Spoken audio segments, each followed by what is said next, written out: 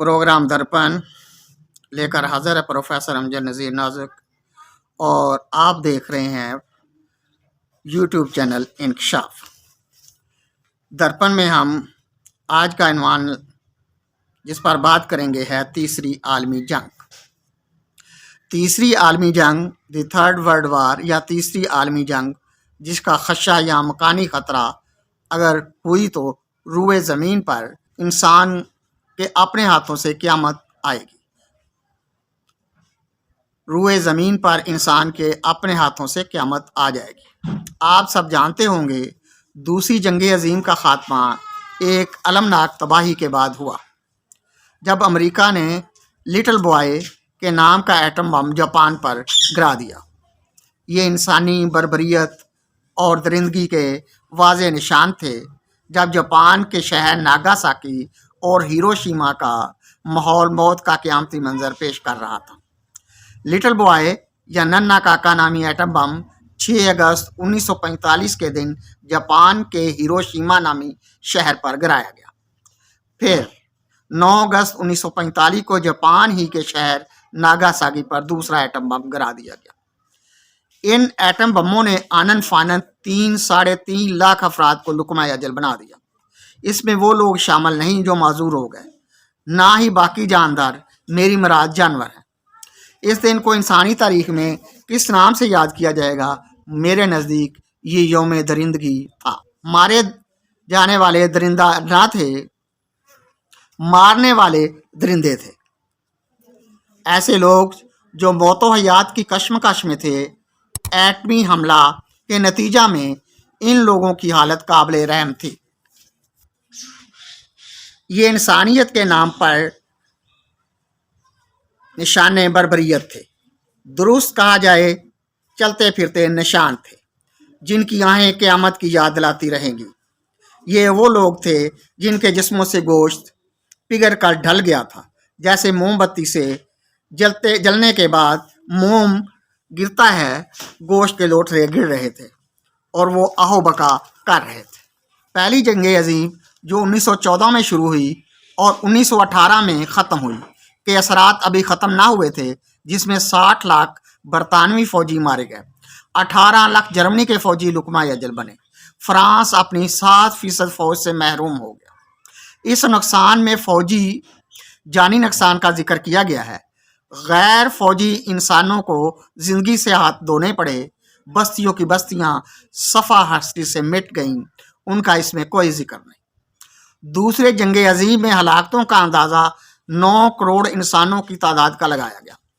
इस तादाद में गैर फौजी 1 से 1.5 करोड़ हलाकतों को भी शामिल किया गया है।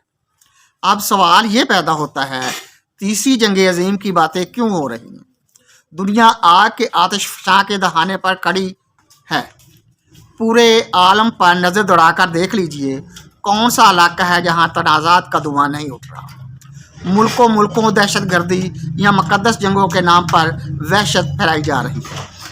इंसानियत के नाम पर इंसानियत और इंसानों को निशाना बनाया जा रहा है। अगर दुनिया ग्लोबल विलेज है तो ये आलमी गौ सफ़ा हस्ती पर ख़तरात की जद में है। कहते हैं दुनिया में भाईचारे, अमन और फलाह बहबूद के लिए आलमी सतह पर बहुत से कवानीन बनाए जा चुके हैं। कवानीन के बनाने तक तो इनकार नहीं किया जा सकता, मगर दौरे जहालत का नाइंसाफ़ी पर मबनी कानून अब तक कैमोदैम है। इसके नाफजल अमल होने में कोई रुकावट या सिद्दे राह नहीं है। ये कानून है जिसकी लाठी उसकी भैंस। बाकी कवानीन पर अमल दरामद का तो मालूम नहीं। ये ज़रूर वाज़ेह है कि यह कानून पूरे तौर पर जारी व सारी है। पहली आलमी जंग में कदीम आलाते हरब का इस्तेमाल किया गया था, फिर भी जंग के असरात इंतहाई भयानक थे।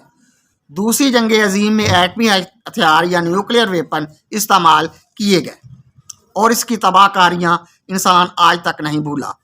पहली जंग अज़ीम में तीर कमान और घोड़ों का इस्तेमाल किया गया। अब दुनिया लाखों कदम आगे बढ़ चुकी है और इंसानियत का तवाज़न इसी नुक्ता पर डगमगा रहा है। आया इंसानियत रहेगी या वीरानी, ये वक्त बताएगा। सुनने वाले शायद ना हों या बहुत कम हों, अलबत्ता एक बात बहुत खूब खुल चुकी है। चौथी जंग के बारे में कहते हैं अल्बर्ट आइंस्टाइन की پیش گوئی ہے تیسری عالمی جنگ کیسے یا کن ہتھیاروں سے لڑی جائے گی۔ سب جانتے ہیں، مگر چوتھی عالمی جنگ ڈنڈوں سوٹوں، کلہاڑیوں اور ہاکیوں سے لڑی جائے گی۔ لوگ ایک دوسرے پر پتھر پھینکیں گے، اس لیے کہ دنیا صفے معکوس کر کے پتھر اور جنگلی شکار و خوراک کے دور میں لوٹ چکی ہوگی۔ اب اس دور کے لوگوں کا فیصلہ کرنا ہے، آیا وہ دور جہالت کی طرف لوٹ کر زمانہ تاریکی پیدا کرنا چاہتے ہیں یا روشن جہان کی تمنا کرتے ہیں۔ انحصار اعمال پر ہے اور رویوں پر ہے۔ یہیں سے انسانوں اور حیوانوں کا فرق معلوم ہوگا۔ 2023 کے ایک سروے کے مطابق دنیا بھر میں ایٹمی ہتھیاروں کی تعداد 13,000 سے زیادہ ہے، جس میں امریکہ اور روس سر فہرست ہے۔ کیا یہ اسلحہ انسانوں کی بربادی کے لیے ہے یا بہبودی کے لیے ہے؟ لوگ تہذیبوں کے تصادم کی بات تو کرتے ہیں، اس پر لمبے چوڑے حاشیے چڑھائے جاتے ہیں، مبالغہ آرائی کے تبصرے کیے جاتے ہیں، تہذیبوں کی تباہی پر پریشانی کا کوئی نام نہیں لیتا، بلکہ پوری دنیا کو ایک تہذیب میں رنگنے کا ذکر کیا جاتا ہے۔ کاش سب تہذیبیں انسانیت کی تہذیب میں رنگ دی جائیں، تمام تہذیبیں موجود ہوں اور ایک عالمی انسانی تہذیب بھی موجود ہو، جس کا اسلحہ اور ہتھیار روپ اور حسن، محبت، پیار اور آباد کاری ہو، نہ کہ تباہ کاری۔ کیا یہ درست نہیں؟ شرق اوسط کا خطہ تباہی کی آگ میں جل رہا ہے اور دنیا بھر کا دم اس کے دھوئیں سے گھٹ رہا ہے۔ لبنان، اسرائیل، ایران آمنے سامنے ہیں۔ کیا یہ سچ نہیں؟ روس اور یوکرائن آمنے سامنے ہیں اور مختلف ممالک کے گروہوں کی شکل میں اپنی وابستگی کا اظہار کر رہے ہیں، جنگ کی شعلوں کو ہوا دے رہے ہیں۔ کیا شمالی کوریا اور چین کا تنازع کسی امن کا نام ہے؟ بین السطور تباہی کا آتش فشاں ہے جو کہ بھڑکا چاہتا ہے۔ دور کیا جائیں، ایران، افغانستان اور پاکستان کا خطہ سلگ رہا ہے۔ چناروں کی سرزمین ہو یا چمن کے پاکستان، سب پر تاک تاک کے نشانے لگائے جا رہے ہیں۔ 2 عالمی جنگیں تو 20ویں صدی میں ہو گئیں، اب 21ویں صدی ہے۔ حالات ترقی اور عروج کے ہوتے ہوئے بھی مخدوش ہیں، مخدوش تر ہوئے جاتے ہیں۔ دنیا میں کل 8 ممالک ہیں جن کے پاس ایٹمی صلاحیت کے بمز بنانے کی ٹیکنالوجی ہے۔ جن ممالک کے پاس ایٹمی ہتھیار بنانے کی صلاحیت ہے، ان کے دنیا بھر میں تنازعات ہیں۔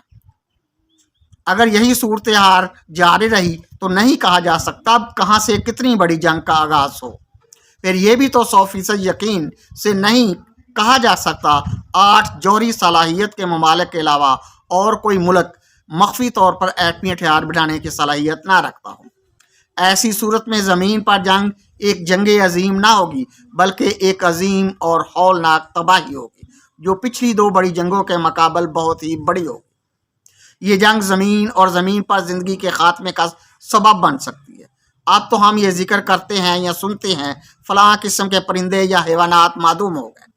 سوچو جب کچھ نہ رہے گا تو ہماری معدومیت کا نوحہ پڑھنے والا کون ہوگا؟ اب تو دنیا کے بڑے بڑے لوگوں نے بھی تیسری عالمی جنگ کے ممکنہ امکان و ظہور کا ذکر کرنا شروع کر دیا ہے۔ مثلاً روسی صدر پیوٹن اور سرمایہ کار ایلون مسک۔ یہ جنگ ایک افسوسناک انسانی المیہ ہوگی۔ یہ اظہار کرنے والے، جس میں سرفرست صدر روس پیوٹن ہیں، کا یہ فرض ہے کہ وہ خود اس جنگ کو روکنے کے لیے کیا اقدامات کر رہے ہیں۔ کیا وہ ان جنگوں کا حصہ بن رہے ہیں؟ یہ سوچنا چاہیے انہیں۔ جاپان ایک پرامن ملک ہے۔ جاپانیوں نے تباہی کے مناظر اپنی آنکھوں سے دیکھے، جسمانی طور پر جوہری زخم کھائے۔ ہیروشیما یا ناگاساکی میں جوہری حملہ کے بچ جانے والے متاثرین نے نفرت کو جھٹک دیا۔ وہ انسان کو انسانیت کا سبق دیتے ہیں۔ اپنی بربادی اور تباہی کا کسی سے بدلہ لینا پسند نہیں کیا۔ انہوں نے ان افراد کو زبان میں ہبا کوشا کہہ کر پکارا یا یاد کیا جاتا ہے۔ اہل جاپان نے ہبا کوشا لوگوں کی بلیک اینڈ وائٹ تصاویر کو عجائب گھر میں محفوظ کر لیا ہے۔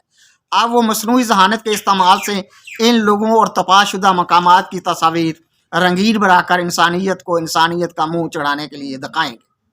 شاید کہ یہ بات کسی کے دل میں اتر جائے۔ جنگوں سے تباہی اور بربادی حاصل ہوتی ہے اور انسانوں کے میل پلاپ سے انسانیت اور زندگی پروان چڑھتی ہے۔ کیا کوئی بڑی تیسری جنگ ہونی چاہیے؟ ہرگز نہیں۔ اگر ایسا ہو گیا تو یہ زمین کی ہر ادنا اور اعلیٰ مخلوق کے لیے مرگ مفاجات کا پیغام ہوگا۔ تمہاری یا ہماری اور نہ کسی اور کی داستان ملے گی تو پڑھنے والا کون ہوگا؟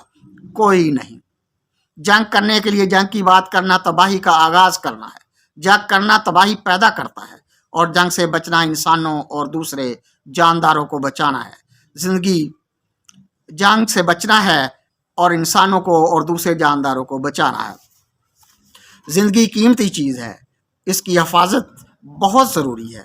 رئیس امروہی نے لکھا ہے، کہنے لگے ہم کو تباہی کا غم نہیں، کہنے لگے ہم کو تباہی کا غم نہیں، میں نے کہا وجہ تباہی یہی تو ہے۔ کہنے لگے ہم کو تباہی کا غم نہیں، میں نے کہا وجہ تباہی یہی تو ہے۔ ہم لوگ ہیں عذاب الہی سے بے خبر، ہم لوگ ہیں عذاب الہی سے بے خبر، اے بے خبر عذاب الہی یہی تو ہے۔ اللہ حافظ۔